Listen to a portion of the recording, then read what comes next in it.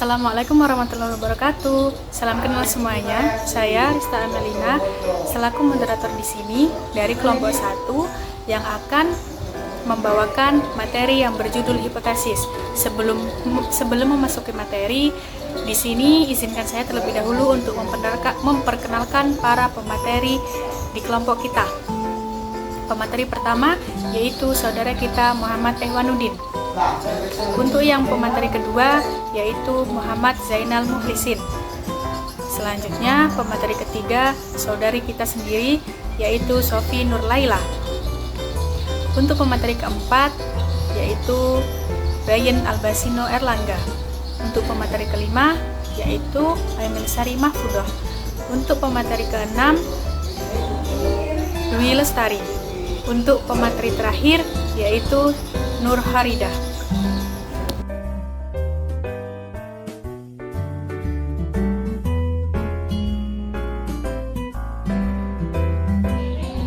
Assalamualaikum warahmatullahi wabarakatuh. Di sini saya akan menjelaskan tentang pengertian hipotesis. Jadi hipotesis ini berasal dari bahasa Yunani, yakni hupo dan tesis. Hupo adalah sementara dan sedangkan tesis adalah pernyataan atau teori. Jadi di sini dapat disimpulkan bahwasanya hipotesis ini adalah pernyataan sementara. Jadi hipotesis ini sifatnya yaitu praduga. Namun hipotesis ini bukanlah suatu kebenaran karena praduga sifatnya ya. Hipotesis ini bisa saja benar dan bisa saja salah. Dalam beberapa pendapat mengungkapkan bahwa hipotesis adalah proporsi atau dugaan yang belum terbukti. Jadi, hipotesis bersifat tentatif. Pernyataan hipotesis hanya menjelaskan tentang fenomena dan kemungkinan jawaban atas suatu pernyataan penelitian. Di sini menurut para ahli ya. Di sini menurut Erwan Agus Purwanto dan Diah Ratih Sulistiastuti mengungkapkan bahwasanya hipotesis ini adalah tuduhan sementara dari masalah yang diangkat peneliti dalam melakukan penelitian yang keberadaannya masih lemah. Dikarenakan masih lemah apa? Karena belum tentu benar dan dibutuhkan pengujian yang lebih lanjut.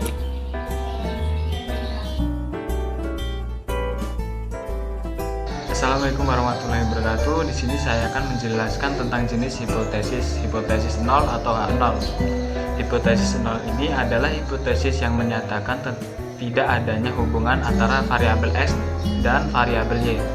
Hipotesis ini merupakan dugaan yang akan diujikan kebenarannya. Hipotesis 0 biasanya diberi simbol H0 dan dinyatakan dengan ungkapan tidak ada perbedaan.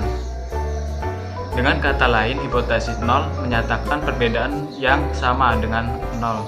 Hipotesis 0 tidak melibatkan data, sehingga hipotesis inilah yang akan diuji apakah hipotesis 0 akan diterima atau ditolak. Di sini ada jenis hipotesis alternatif atau H1. Hipotesis alternatif ini disebut juga dengan hipotesis kerja. Yaitu sebuah hipotesis yang menyatakan adanya hubungan atau perbedaan antara variabel X dan variabel Y. Hipotesis alternatif menyatakan bahwa adanya efek yang akan diminati antara kedua variabel dalam percobaan. Antara hipotesis alternatif menentang isi dari hipotesis 0. Hipotesis alternatif disimbolkan dengan hal atau juga H1.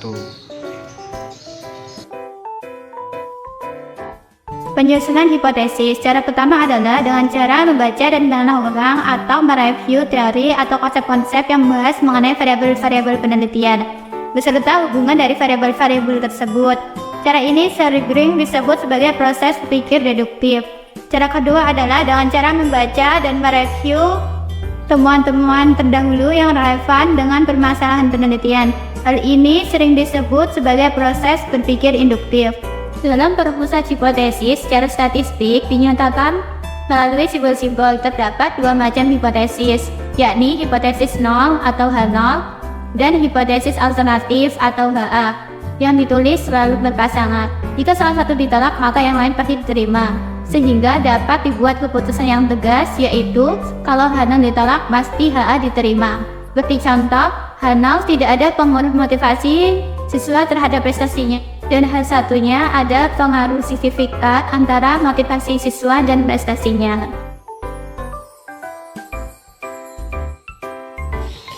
Assalamualaikum warahmatullahi wabarakatuh.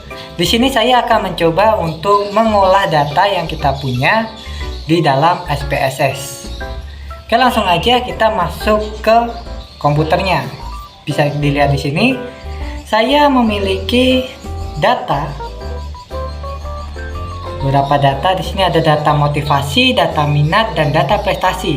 Nah, data-data ini kita copy aja langsung. Kemudian kita buka di aplikasi SPSS-nya. Di aplikasi SPSS, di bagian tab data view ini, kita letakkan kursornya di bagian paling pojokan atas ini. Kemudian kita tempel di sini. Pastikan. Nah, lalu setelah itu kita buka tab di sebelahnya, di bagian variable view yang ini. Ini namanya kita ganti sesuai dengan nama yang ada di data Excel tadi. Yang pertama ada motivasi, kemudian ada minat, dan terakhir ada prestasi. Berarti di sini kita tulis bagian namanya adalah motivasi, minat, dan prestasi.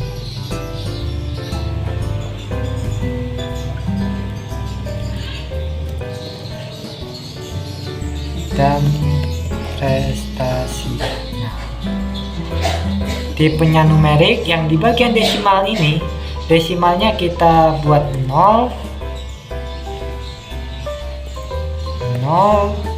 ini juga 0. Untuk di labelnya kita labeli, yang pertama tetap pakai label motivasi ya, motivasi.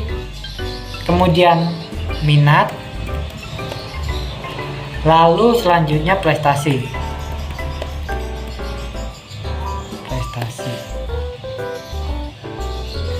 Oke, untuk value kita kosongkan.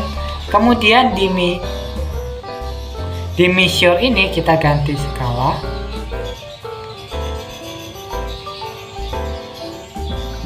Dan ini kita biarkan input. Oke, kita kembali lagi ke bagian data view. Di bagian data view ini nanti sudah berubah ya, tulisan di atas ini ada motivasi, minat, dan prestasi.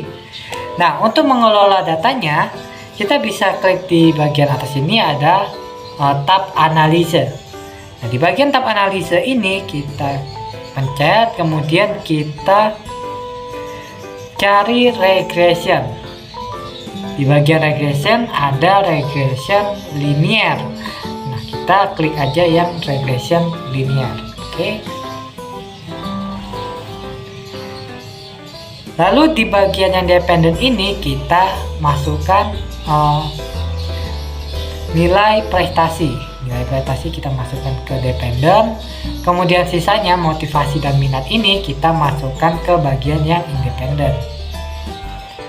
Oke, satu-satu, motivasi, kemudian minat. Begitu. Kemudian di bagian statistik ini kita lihat, kita buat estimasi model fit seperti ini.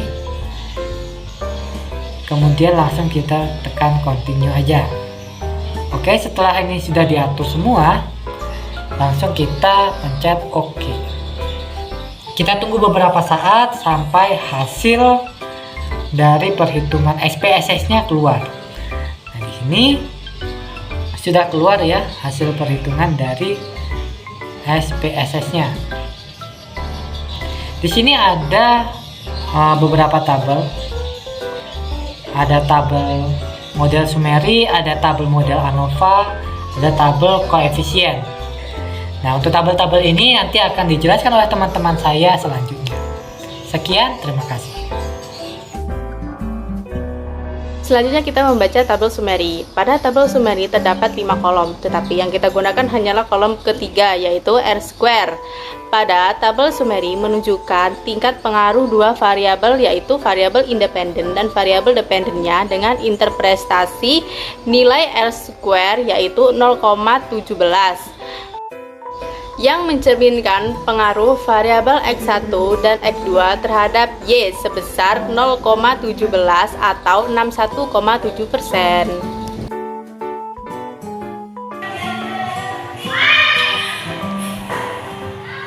Selanjutnya yaitu membaca tabel ANOVA. Di samping saya ada contoh tabel ANOVA dari hasil analisis SPSS. Tabel ANOVA digunakan untuk melakukan uji hipotesis menggunakan uji F dengan membandingkan nilai F hasil analisis SPSS dengan F tabel untuk melihat hipotesis yang diterima. Uji F dilakukan untuk menguji pengaruh X1 dan X2 terhadap Y secara sekaligus dengan memastikan nilai F hitung lebih dari F tabel, dan juga dengan melihat nilai signifikan kurang dari 0,05. Dari tabel ANOVA dapat diketahui yaitu F hitung sebesar 21,773 dF2 dan mencari nilai pembandingannya dengan jumlah responden dikurang jumlah variabel dikurang 1, yaitu N dikurang K dikurang 1 sama dengan 27. Sehingga dengan melihat tabel F dengan pembandingan 2:27 didapatkan nilai F tabel sebesar 3,35. F hitung lebih dari F tabel yaitu 21,773 lebih dari 3,35.